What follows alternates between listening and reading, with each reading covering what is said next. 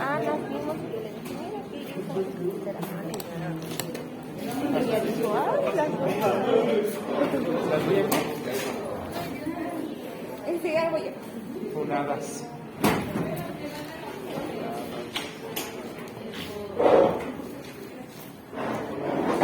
Habíamos hablado acerca de lo que pasa cuando hacia adelante la cantidad de volumen latido, la cantidad de sangre, el gasto cardíaco disminuye. Los síntomas que nos van a generar. Estos síntomas que son hacia adelante, es decir, la disminución del gasto cardíaco, se llaman datos o datos clínicos anterógrados. Por supuesto que el hecho que disminuya el flujo sanguíneo hacia adelante va a hacer que hacia atrás ahora se esté acumulando una mayor cantidad de sangre. Si se acumula una mayor cantidad de sangre, se están generando también un aumento de las presiones. Y esas presiones también se van a ir acumulando de forma retrógrada, ¿sí? Y de lo que estamos ahorita hablando, prácticamente estos son datos clínicos para alteraciones retrógradas, que básicamente se van a traducir como datos de congestión, ¿sí? Y lo que vimos el día de ayer, que cuando llega este vaso sanguíneo a la parte más delgada, que es el alveolo, el capilar alveolar, pues obviamente nos va a empezar a dar datos de aumento de la presión con dificultad del intercambio gaseoso, y entonces se manifiesta como disnea. Inicialmente disnea de esfuerzo, grandes esfuerzos, medianos esfuerzos, pequeños esfuerzos, finalmente disnea de reposo. Y cuando esto ya llega a un estado donde hay una extravasación importante de líquido hacia el espacio alveolar, pues el paciente tiene un edema agudo pulmonar, ¿sí? Y creo que ahí nos quedamos. Muy bien. Independientemente de esto, fuera de que ese paciente haya llegado a ese extremo de edema agudo pulmonar, ¿sí? Antes de eso va a haber algunos otros datos que va a presentar este paciente, ¿no? Lo que habíamos mencionado, que lo que aumenta es la presión hidrostática. Y la presión hidrostática también está en función de qué otra presión. Coloidosmótica, sí, pero eso sería ya como que el efecto neto de cuánto sale, cuánto entra. Sí, pero la presión hidrostática como tal es en función de ¿La cantidad de proteínas? ¿Vale? ¿La cantidad de proteínas está allá? No. A ver, otra vez la pregunta. La presión hidrostática también está en función de qué otra presión la afecta, qué otra presión externa la puede afectar. ¿Oncótico? No, la presión atmosférica también la va a afectar, ¿sí? Entonces, derivado de cambios en la presión atmosférica por la posición y también derivado de aumento del flujo o retorno del flujo venoso, ¿sí? Cuando nosotros estamos de pie, esa presión es menor, porque la presión atmosférica pues tiene mayor efecto sobre esa presión, ¿sí? Y también nuestro volumen sanguíneo se acomoda ¿dónde? En las partes más débiles. Si nosotros, en lugar de estar de pie, ahora nos acostamos, ¿sí? Pues ¿qué va a pasar? Pues tenemos una disminución del efecto de la presión atmosférica, y aparte, ¿sí? Pues nuestra sangre pues ya se distribuye uniformemente en todo nuestro organismo, ya no solamente en las partes débiles. Entonces hay un regreso de la sangre, y obviamente lo que va a pasar es un aumento de la presión. Y si aquí la sangre se está regresando, entonces está aumentando más la presión. ¿Qué va a pasar? Que cuando el paciente se acuesta o trata de acostarse, se inclina, aumenta la presión. ¿Y qué va a sentir? Como que sí. Pues falta de aire, ¿no? Entonces esto se llama ortopnea. ¿Sí? Ortopnea. Ortopnea. ¿Cuál es qué? Ahora vamos a ver, ¿sale? Entonces, la ortopnea es cuando el paciente tiene disnea cuando se acuesta. Y es muy fácil a veces preguntar, ¿no? Dices, ¿con cuántas almohadas duermo? No, pues fíjese que duermo con 2, pero grandotas. Dice, y siempre he usado las 2 almohadas. Dice, no, de hecho antes yo dormía con almohada. ¿Sí? Pero ahora, si yo intento dormir con una almohada o con una almohada bajita, pues siento que me ahogo. Entonces tengo que poner 2 almohadas, pero grandotas. O a veces dice, no, uso 3 o 4 almohadas. O no, casi duermo sentado. ¿Por qué? Porque tiene ortopnea. Porque tiene los datos congestivos de insuficiencia cardíaca. ¿Vale? Muy bien. Hay otro tipo de alteración en cuanto bueno, y aparte, ¿sí? Tenemos otro tipo de disnea que se llama vendopnea. Vendopnea. ¿Alguien sabe qué es vendopnea? No, nunca la han escuchado. No. La vendopnea es por la misma causa de uno de los factores que causan la ortornea. De que ahora nos inclinamos hacia atrás, levantamos los pies, nos acostamos y entonces ahora lo que va a pasar es que se redistribuye el flujo venoso, el flujo sanguíneo, aumenta el retorno venoso, aumenta la precarga, aumenta la presión, ¿sí? Hidrostática y entonces dificulta el intercambio gaseoso y se empieza a falta de aire. Muy bien. La vendopnea es lo mismo, ¿sí? Es el mismo principio, pero es cuando el paciente se inclina hacia adelante, ¿sí? Es cuando el paciente está sentado y se inclina hacia adelante. ¿Qué es lo que hace? Pues también hagan en cuenta que el flujo sanguíneo venoso se exprime y va de regreso para arriba. Entonces aumenta la congestión, aumenta la presión, ¿sí? Y el paciente tiene falta de aire, tiene dificultad respiratoria. Típico que a veces los pacientes los observan y no tienen amarrados los cabellos. Ay, ¿por qué no se amarran los cabellos? Que no puedo, se me agacho, me falta el aire. Eso es vendopnea. Después viene otra que se llama disnea paroxística nocturna. ¿Y cuál es la disnea paroxística nocturna? Son aquellos pacientes que vamos a ver que este tipo de pacientes lo que hace es que por diversos mecanismos, uno es por aumento de la presión a nivel del sistema venoso en canales inferiores y por trastornos de regulación neurohumoral, estos pacientes empiezan a tener líquidos, ¿sí? Entonces es frecuente que se hinchen los pies, que empiezan a tener edema.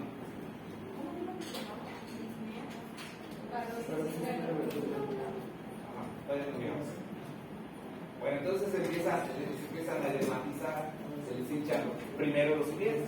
¿Por qué los pies? Porque son la zona más declive. Nosotros estamos la mayor parte del tiempo de pie, ¿sí? O a lo mejor no de pie, pero sentados, pues por gravedad. ¿Dónde se van a acumular? En las partes declives, que serían los pies. ¿Sí? Muy bien. ¿Pero qué pasa en la noche? Pues en la noche el paciente se acuesta. Y ahora ese líquido que estaba en las partes declives, ¿qué le pasa? Se distribuye. ¿A dónde se mete? ¿A qué vaso se mete? ¿A la arteria pulmonar? No. A las venas. ¿A las venas? No. Bueno, sí, pero A los capilares. ¿a dónde no? ¿Qué vasos hay en el intersticio? ¿Dónde está ese líquido? Está en el intersticio. ¿Qué vasos hay en el intersticio? Que se encarga precisamente de recolectar el exceso ¿Los sinusoides? que no regresa. ¿Mande? ¿Los sinusoides? Los vasos linfáticos, ¿sí? Entonces están los capilares linfáticos, están en el intersticio. Nada más que estando de pie no se mete, obviamente. Cuando ya está acostado el paciente, entonces se empieza a absorber, ¿sí? Se empiezan a meter los capilares linfáticos y luego después los capilares linfáticos Las va nuevamente a lo que es el sistema venoso, ¿sí? Linfático, lleva todo ese exceso de sangre, de volumen que no regresó, se colega y lo regresa al sistema venoso. Entonces ese exceso, ese líquido que estaba en el intersticio, ahora está regresando al sistema circulatorio. Y ahora el paciente tiene mayor volumen, mayor retorno venoso, mayor precarga y obviamente mayor congestión. Y mayor presión, obviamente. ¿Sí? Entonces, el paciente que tiene edema se acuesta, ¿sí?, a las 10 de la noche. Este proceso tarda algún tiempo, tal vez 2 horas, ¿sí? Y a las 12 de la noche, que ya aumentó la presión porque se absorbió ese líquido, entonces, ¿qué siente? Que se ahoga, ¿no? Y entonces el paciente dice, me despierto a medianoche ahogándome. Tengo que salir corriendo a la ventana, abro la ventana para poder respirar, porque siento que ya ha pasado un tiempo, por la misma posición, estar de pie, disminuye obviamente la presión y mejora la disnea. Eso se llama disnea paroxística nocturna. Paroxística porque llega a un punto donde supera la presión, entonces el paciente siente que se ahoga en ese momento, se levanta y es en la noche, obviamente, porque es después de la posición. ¿Y qué pasa en la disnea? ¿Es diferente el principio? ¿Cuál? La disnea. No, ese es algo muy diferente. No tiene que ver ahorita con. Muy bien, disnea paroxística. ¿Vale? Muy bien. Y eso es a nivel de lo que sería la congestión en los pulmones. Pero después de los pulmones hacia atrás, ¿qué sigue? Gracias. ¿Qué sigue? El esófago no. Para atrás. Sí, el corazón,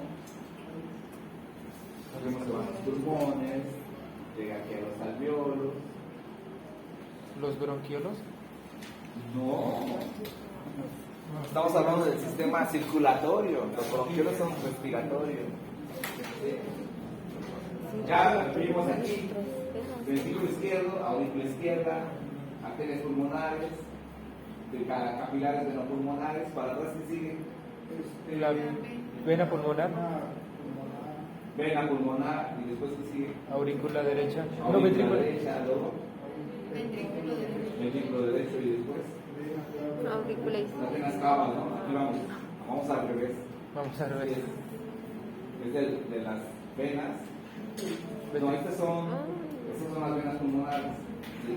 Aquí son arterias pulmonares, ventrículo derecho, Aurícula izquierda, y ahora sí, aquí quién viene. cava inferior. Las venas cavas, la vena cava superior y la vena cava inferior.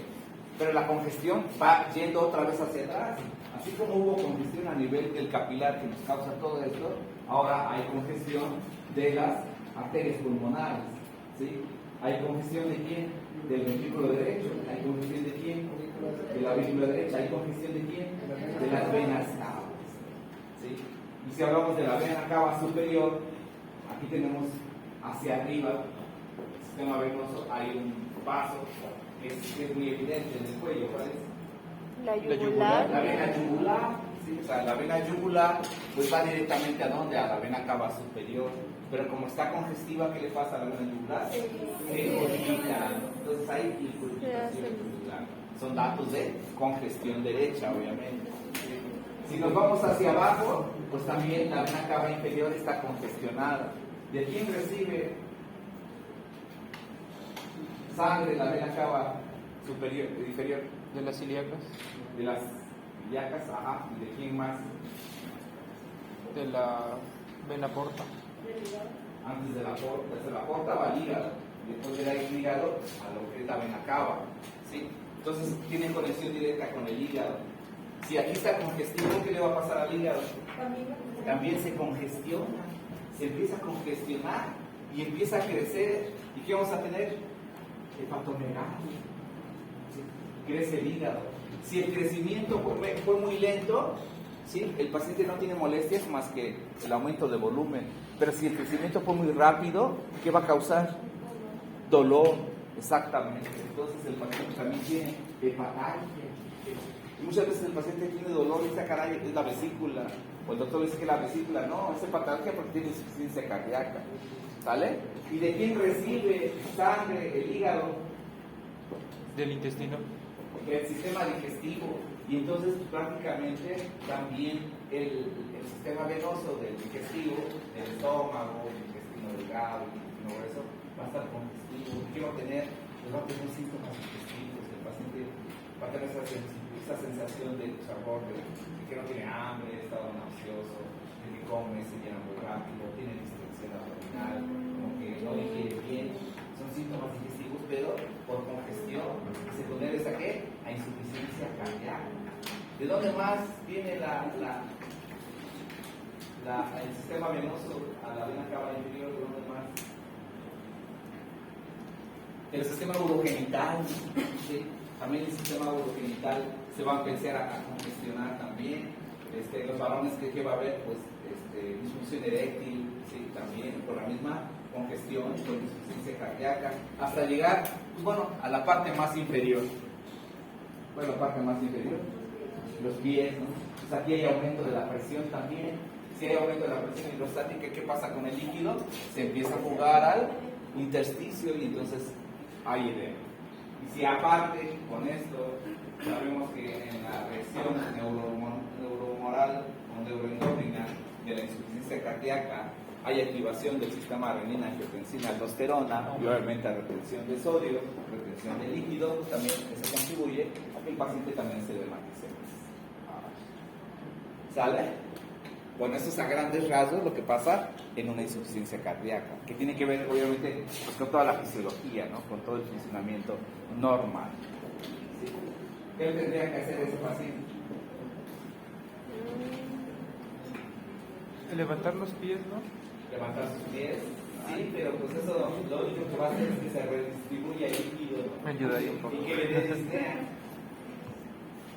Un diurético, efectivamente, que hacemos de la diuréticos, sí. ¿Qué más? Bloqueamos el sistema renina angiotensina. Sí, le damos diuréticos de ASA y le damos unos que se llaman antagonistas de la aldosterona, que es espironolactona, sí. Aparte del efecto diurético, lo que hace es bloquear la parte terminal del sistema renina angiotensina aldosterona, ¿sí? Le damos un IECA precisamente para bloquear el sistema renina angiotensina. El IECA también lo que hace es un vasodilatador. El vasodilatador que va a hacer disminuir la descarga, disminuir la precarga. A ver. ¿Alguna duda, pregunta? ¿No? ¿Está fácil, no? Ay, lo siento, no me digan que no está fácil. No. Pero bueno, está chido, sí. Sí, está chido, está chido. Pero nada más que sí tienen que estudiar, ya sea si ustedes lo estudian, está chido esto, pues sí pasa a querer más. Ya nadie se va a parar. Sí. ¿Vale? Pero no está difícil, está muy fácil. O sea, si ustedes lo entienden, todo lo demás, y si no lo entienden, pues tienes que ir a buscarlo. Afortunadamente ya ayuda muchos recursos, o sea, tu teléfono, tu tablet, Claro. hasta el técnico que hace medicina, hacer sus mensajes. Ay, me estaba faltando. ¿Vale? Ya no hay pretextos. ¿Vale? Muy bien, ¿alguna duda, pregunta acá? ¿No? Bueno, hasta aquí terminamos corazón como tal. Seguimos obviamente todavía con sistema cardiorrespiratorio, cardiocirculatorio, pero la parte de circulación. ¿Vale? Yo creo que aquí ya valdría la pena que aquí le cortáramos. No. No. Como novia que sabe que vamos a cortarle aquí. Porque sabes lo que viene. No. El sufrimiento. Ya sabes lo que viene.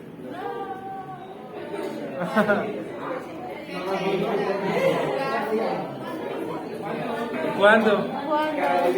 Ya digamos cuánto, dije acá.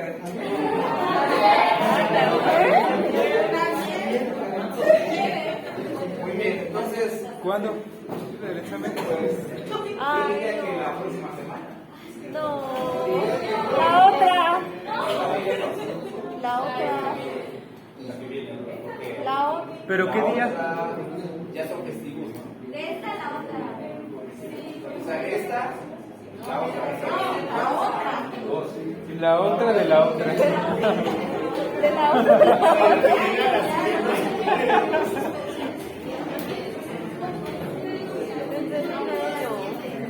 Para el próximo 2 de marzo de la Sí, del 13 al 16, el día que quieras.